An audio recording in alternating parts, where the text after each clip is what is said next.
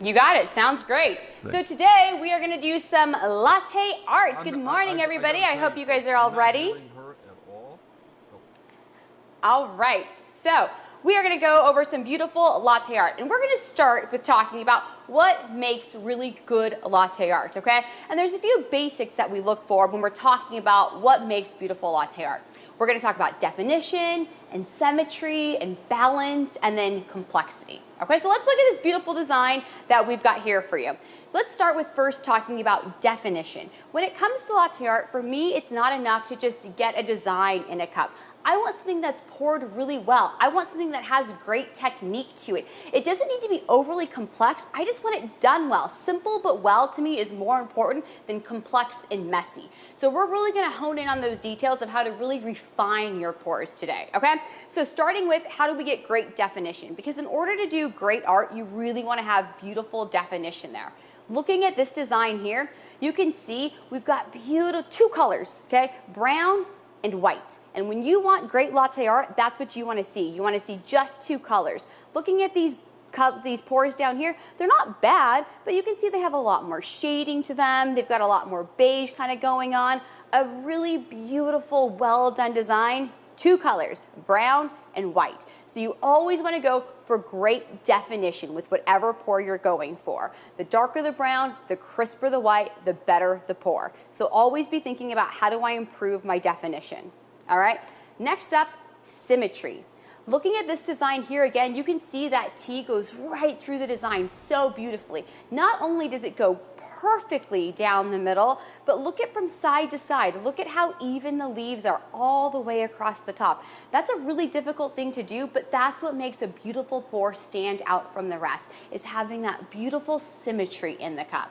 Again, looking at these designs down here, they're not bad, but they're definitely not as good and not as detailed and not as refined as the one that we've got over here. Finally, balance. When you're pouring latte art, you want to create something that's beautifully balanced in the cup. So when you serve it to somebody, their eyes just rest on it and it just comes off as this gorgeous design to them.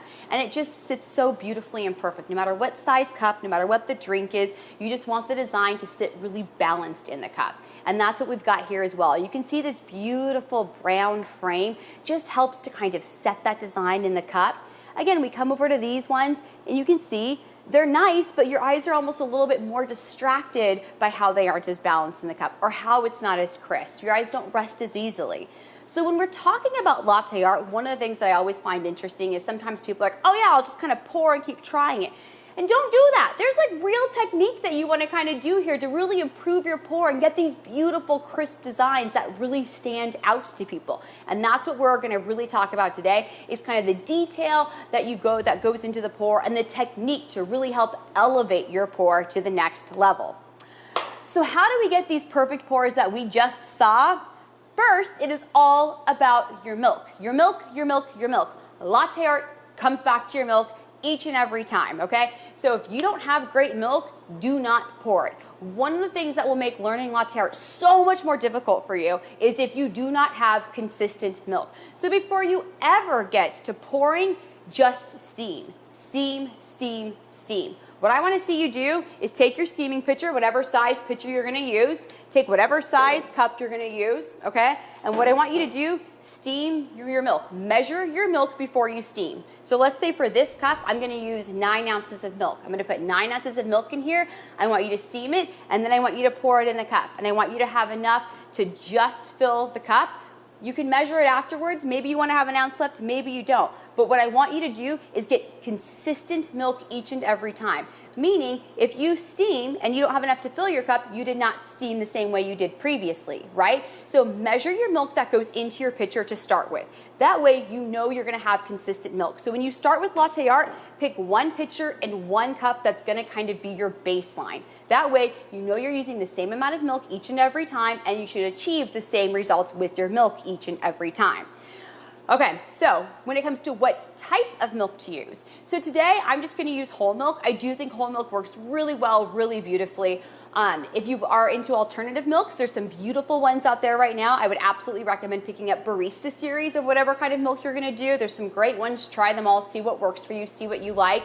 The one thing I would avoid when you are learning latte art, avoid lower fat milks. You definitely want, the whole milk is a 3.5% and it works really well to help keep our foam and our milk combined as one homogeneous liquid. And that's really important when it comes to pouring, as you're gonna see later. So I do recommend starting with whole milk, honestly. I think it's the easiest, but whatever milk you're gonna do, pick one. Don't go from oat to whole to non-fat, because they all are going to steam and pour slightly differently. Steaming is going to be very similar for them. There might just be some small changes, but the pouring, there's going to be some big differences between. So really do pick one milk that you're going to go with as you are learning latte art, okay? So we've got our milk that we're going to use. You've got your pitcher and your cup that you're going to use.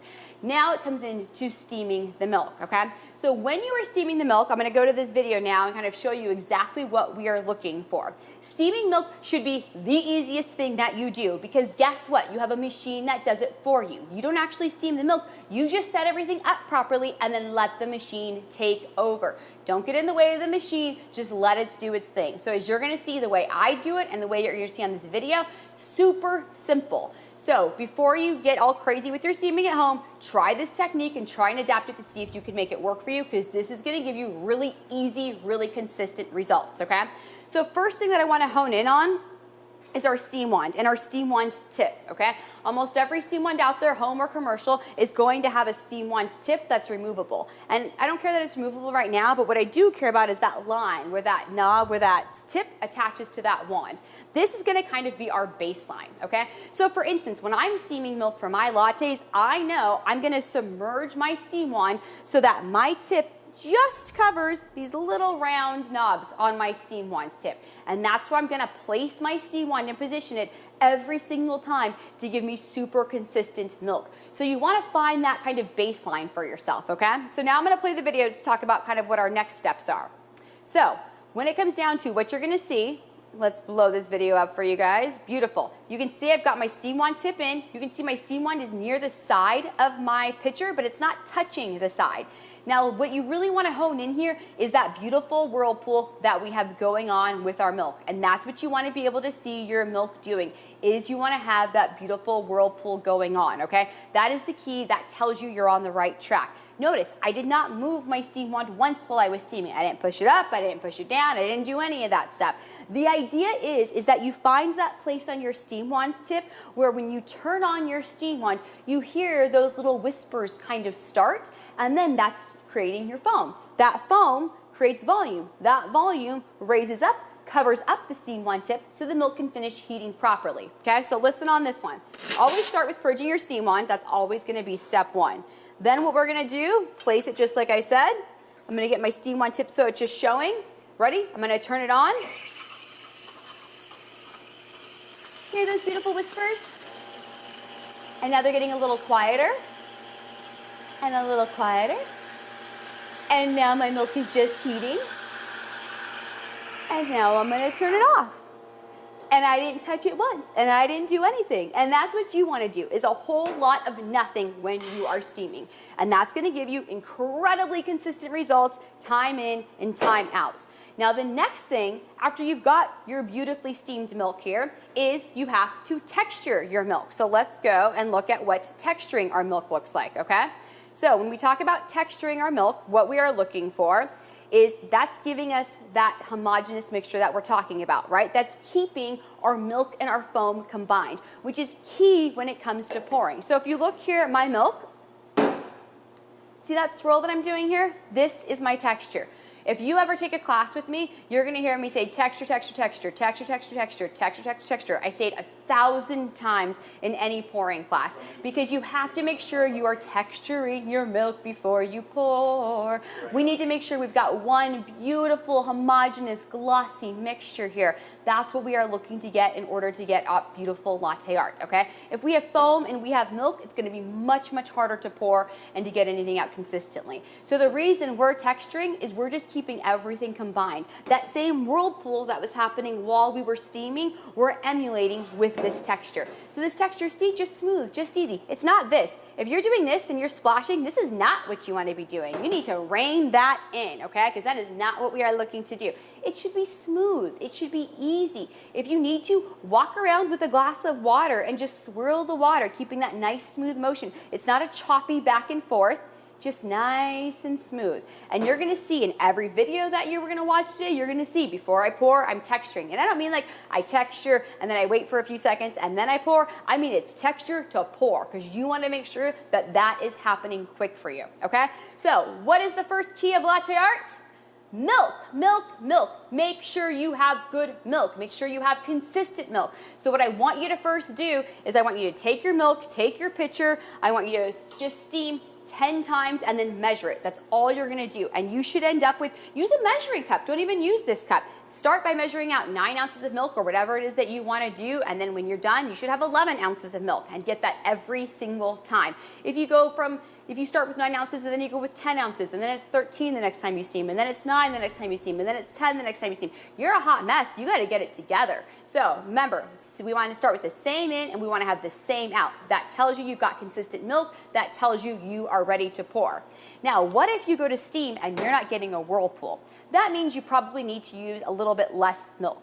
So some home machines, obviously I'm working on a commercial machine today. If you're working on a home machine, you might say, man, I don't have enough power from this machine to create that whirlpool. Switch to a smaller pitcher, something like this perhaps, and use less milk. How much milk you use obviously relates to what size cup you are pouring into. So you might find, hey, at home, I've got to use a baby pitcher. I can only use 4 ounces of milk because that's what gives me that good whirlpool. But that's really the key that you want to find, okay? So you might, instead of pouring into a larger cup like I am, you might choose to just go into a smaller pitcher and a smaller cup for your daily cup in order to get that really good milk, okay? So keep that in mind as well.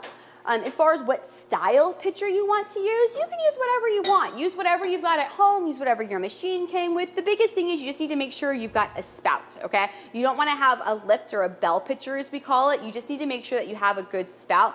Outside of that, I kind of think barista tools, you know what I mean? I mean, it's like golf clubs, I would say. So it's kind of like, you know, I mean, when you're learning to golf, you use whatever golf clubs you've got around, right? When you're learning latte art, you use what you've got. And then as you get better at it, you can start playing with different tools of the trade and seeing what you like and what you don't like and what kind of really helps to excel you. But don't think you need to go out and buy a certain type of pitcher or an expensive pitcher or anything like that, or a special type of pouring cup.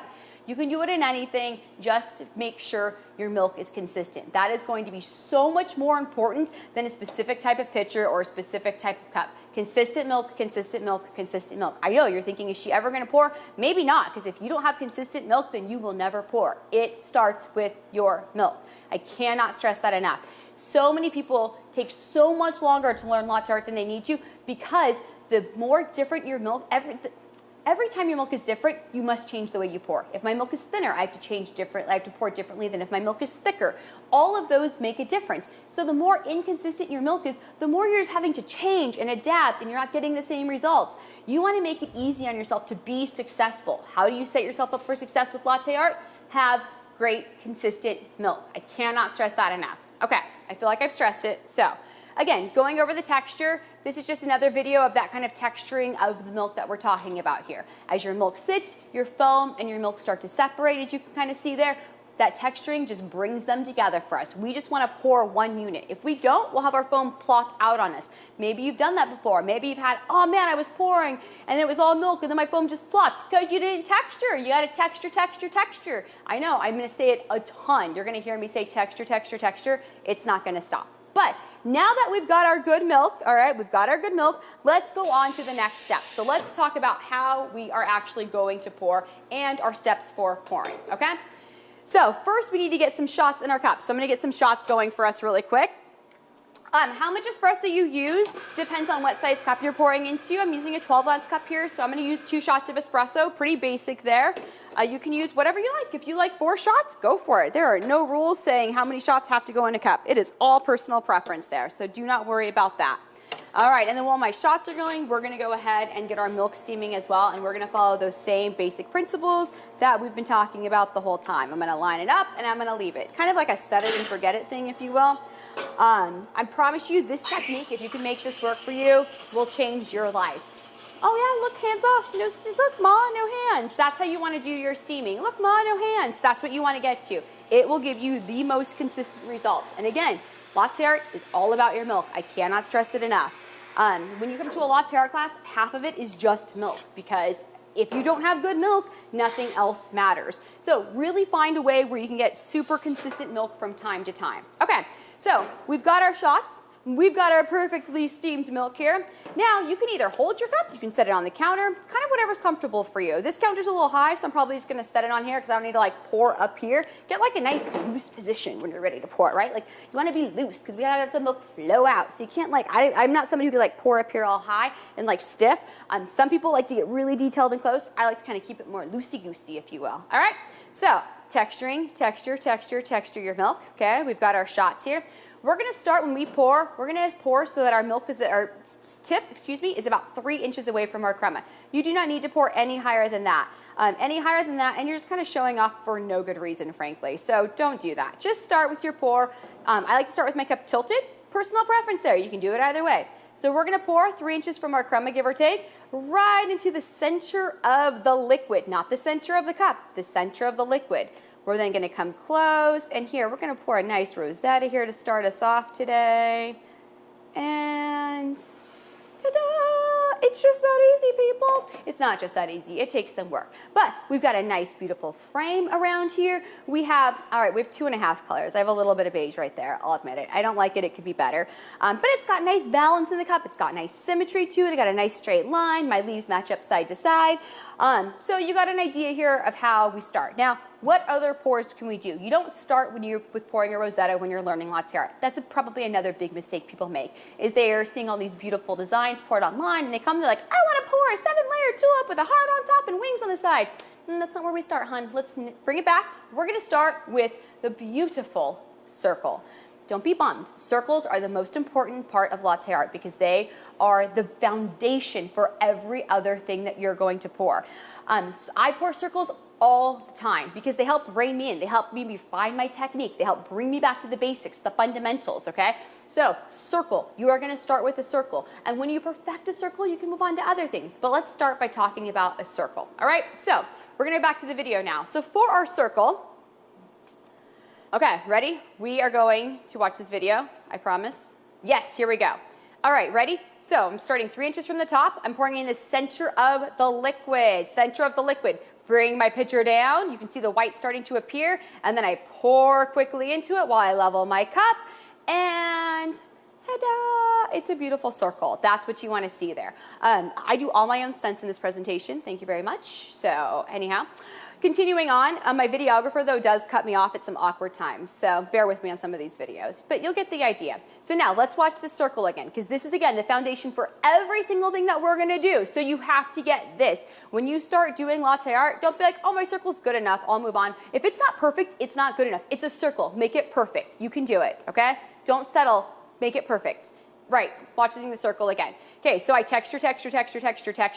I pour. Okay, stop right there. So now you can see I'm not 3 inches from the crema. Okay, that's what we're talking about. That's where you should always start. If you have a smaller cup, you might start a little higher than the cup. If you have a really tall cup, you're not going to start high from the cup because we don't need 3 inches from the cup. We need 3 inches from the crema is where we're looking to be there. Okay, so we're going again. Oh no, backspace it up. Sorry. Okay, ready?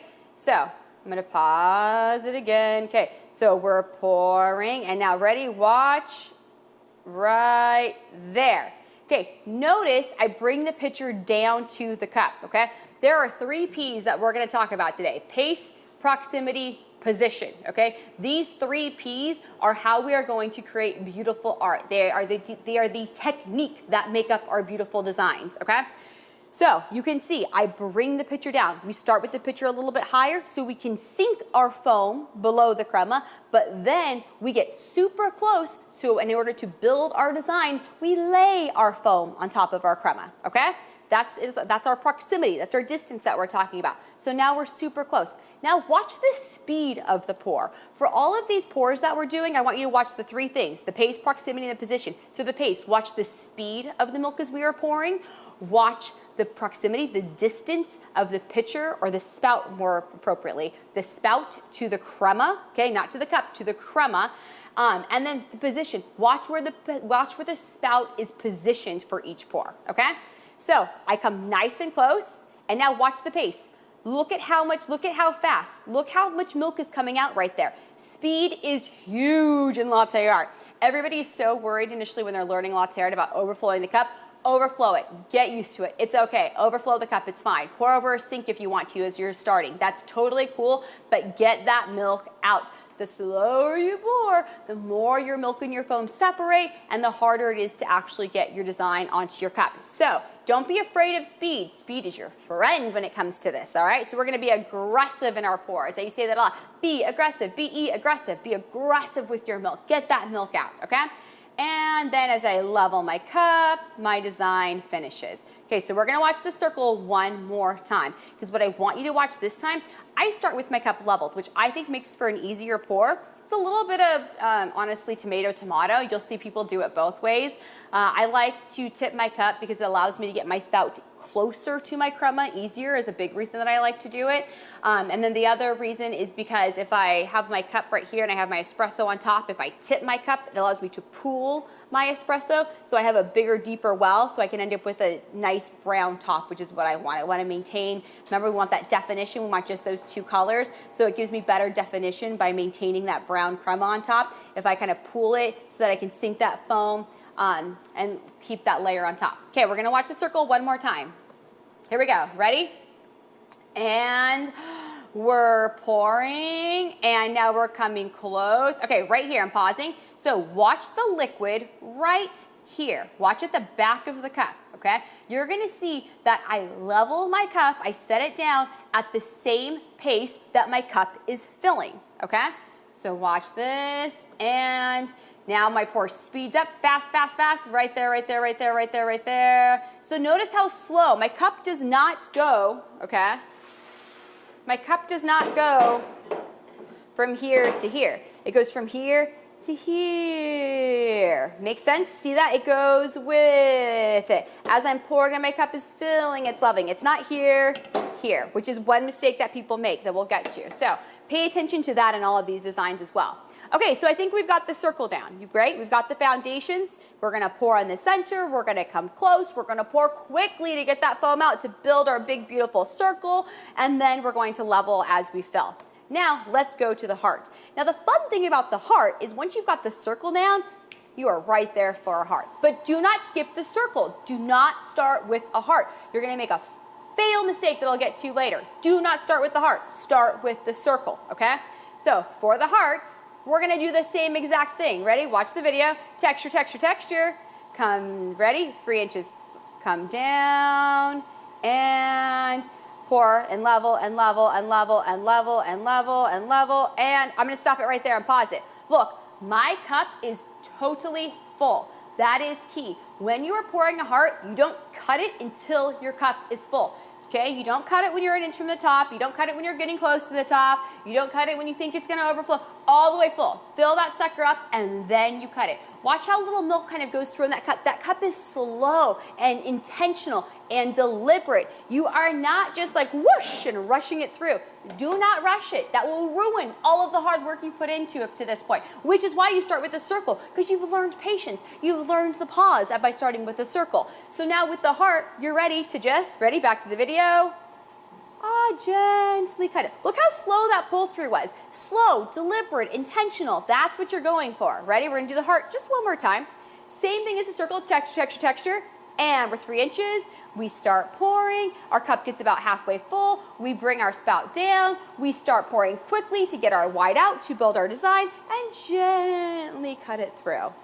Oh yeah, gentle, intentional, deliberate. That's what you are going for. Okay. Now let's move on to the Rosetta. Okay, so we've got the heart. Next up is our Rosetta. So now the Rosetta is going to add a fun little technique. It's going to add a wiggle, okay? So we're gonna see a wiggle happen here. We're gonna talk about it. Let's watch it first. All right, so for our Rosetta, guess what? It's the same as the circle. They all start the same way, which is why you are starting with a circle. Okay, so same thing. Yep. Oh, wait, did you guys see that? Did you catch that? Watch that again. I did something different here. Ready? And we're pouring, and oh man, I stopped. Why did I stop? Personal preference. So remember I talked about that positioning for the spout? So sometimes instead of just doing one continuous pour like I did for the circle and the heart, I like to actually pause, stop, and get my spout in the right position and then resume my pour. Is it better? Is it worse? Totally depends up to you. Absolutely try it both ways. Especially if you are washing out the bottom of your pour consistently, if the base of your pour is consistently washed out, I would say stop and reposition. I think that will help to clear that out. Okay, so now here comes the wiggle. Ready? Watch. Ready? Watch. And so starts the same way, and then look at that gentle wiggle. Gentle, gentle, gentle, gentle, gentle, gentle. Ah, nice little wiggle. It is not this like vicious thing, right? Like milk should not be splashing out of your pitcher. An easy way to practice this is, again, fill your pitcher like 2/3 with water, bring your water to the edge, and just kind of gently bounce it back and forth. Your water should be able to stay right there, okay? Here's the other big thing with the Rosetta that people make the mistake on. They don't pour fast enough, okay? So let's watch this Rosetta again. Let's see here. Okay, ready? We're gonna watch the Rosetta again. So again, texture, texture, texture. It all starts the same way, people. Texture, texture, texture. You've gotta have your good milk in order to have good anything. Okay, ready? Watch. See, look at how, oops, back it up. Sorry, guys. Okay, back to the Rosetta. Okay, ready? Watch the pace of the pour. Watch how much milk is coming out when I start that Rosetta, okay? We drop it down, slow down the pace because I stop it, and look at how much milk is coming out. You have to be aggressive with that milk. Your Rosetta is a little bit like a ripple. It's like a wave effect. So if you aren't giving it that pressure to push those leaves out, your designs are always gonna end up small. And that's for any design. If you're ending up with small designs, you are probably not pouring fast enough, as you're gonna see here in a minute. Okay, so that's our Rosetta. Now let's go to our Tulip. All right, Tulip, we go to a smaller cup here. Tulip, we're gonna use a start and stop technique, okay? So let's watch this one. Whoops, yep, here we go. Ready? And we're going to go. Here we go. All right, so starts the same way because it's all the same, guys. That's why you start with your circle. Now look, I do a base like a Rosetta, then you pick it up, and then push, push, push, push. Ready? Push, push, push, push. Be aggressive with that milk for your Tulip. I totally spilled on this one, and then I tried to cover it up, and my videographer did me no favors on this one, so I apologize for the hot mess that one is at the end. But still, you get the idea. Let's focus on the pour here, okay? So Tulip employs a start and stop in the middle of the pour. So we're creating these layers, okay? But the layers are pushed into each other. How are they pushed into each other, you ask? With the speed of the milk, which is why, again, you've got to be aggressive with your milk to push that milk out, because that pushes those other layers. That's that wave motion. That's that ripple motion that we're talking about. Ready? One more Tulip. All right, texture, texture, texture, texture, texture. We're pouring in the center. We drop down just like we do for every single thing because we perfected our circles and we know all of this by now. And go, and go, and go. And now gentle. Look at intentional, gentle. Your pull through should always be gentle, intentional, deliberate. It should never be this rush thing because it will ruin any design that you do. All right, so now let's go on to, oopsie. All right. Now let's go into those 3 P's. I've already kind of introduced you to them, so let's break them down a little bit more because those 3 P's, pace, proximity, position, these are the 3 things when you are looking at like, wow, why did my pour come out that way? It's gonna be one of these 3. I guarantee it. You send me a video, I'm gonna be like, it's one of the 3 P's, and I will always be able to nail it down to one of the 3 P's because it's these 3 P's that make up every good pour. So nail these down, tattoo them. You don't have to tattoo them. Maybe write them on your pitcher though, something like that. Write them by your espresso machine, something to that effect to kind of remind yourself. Okay, so pace. We've talked a lot about that speed that we're looking for, right? Okay, so let's look at the proper pace. We've seen this video a bunch, but let's just watch it one more time for kicks. Okay, so our good pace, we pour in the center nice and steady when you begin your pour. Then you drop down and then we speed up. The speed gives us the big design. That's what makes our design balanced in our cup, and balance is important for a beautiful design. So now let's look at what about if we go too slow or too fast, okay? Let's look at that now. So if we go over to, here we go, slide 16. Let's look at too slow. Nope, we're gonna go too slow. my PowerPoint thought I was going too slow, so it tried to speed me up. Okay, ready? Here's too slow. If you pour, oops, we're going to start with too fast because we're just not going to fight it at a certain point. Ready? This is too fast. You pour, you start nice and steady, then you come close, and okay, that's too aggressive. I know I said be aggressive, but I didn't say dump your milk out. I said be aggressive. You are still in control of the milk. Do not be bullied by your milk. You are in control. You be the boss. So don't dump your milk like that, okay? You control it. You put it out nicely, but aggressively and quickly. Okay, now let's look at what happens with too slow. Ready? So we just saw too fast.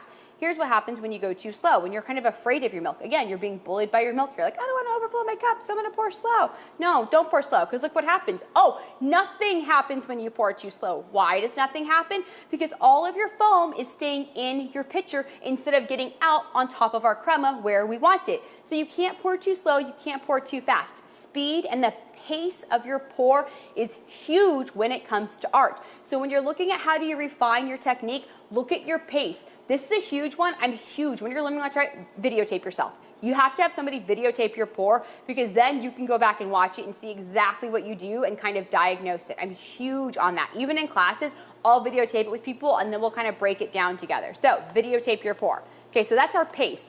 Now let's talk about our proximity. So we've talked about distance, right?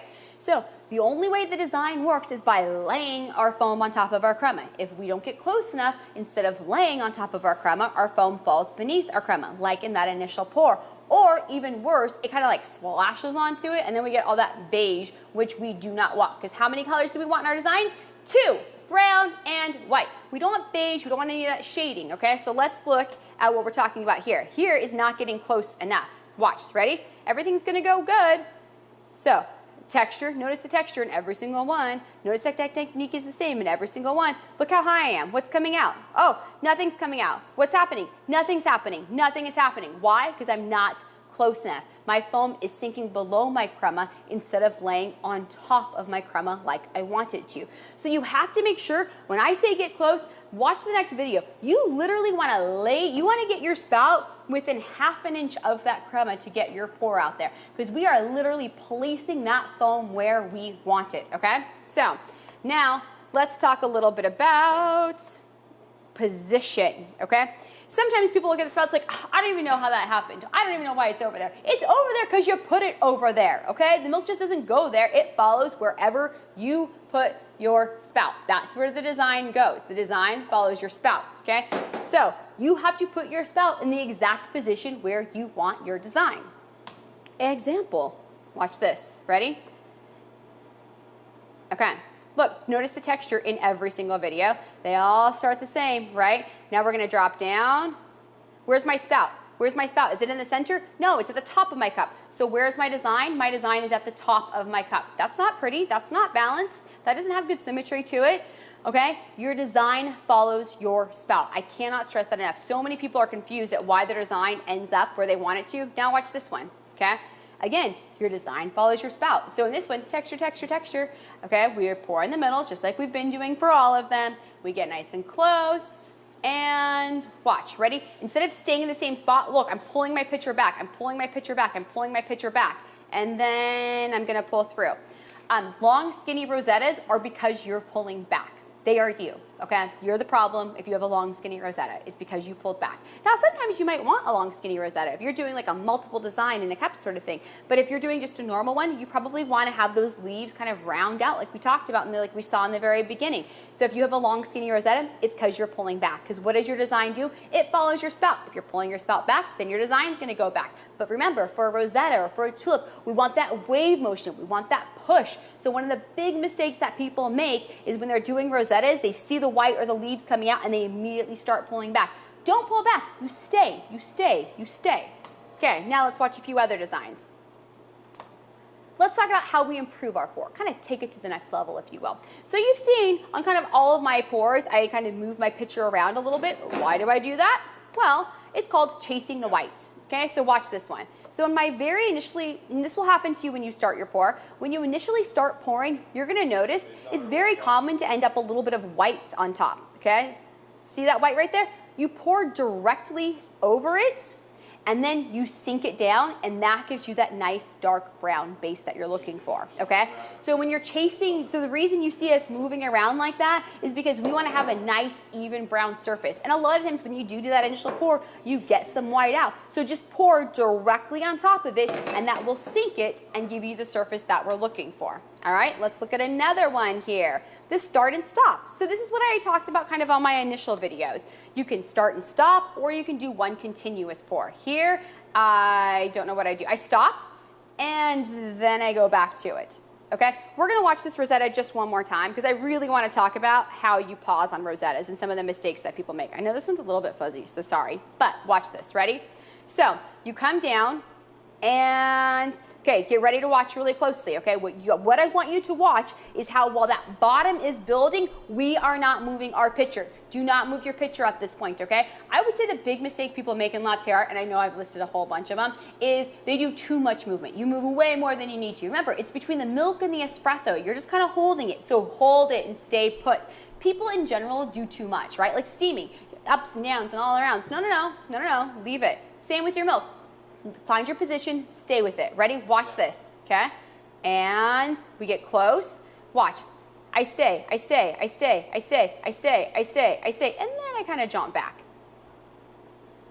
So, those are my tips for how to improve your latte art. It is all very intentional. You have the control, pace, proximity, position. Always go back to those three.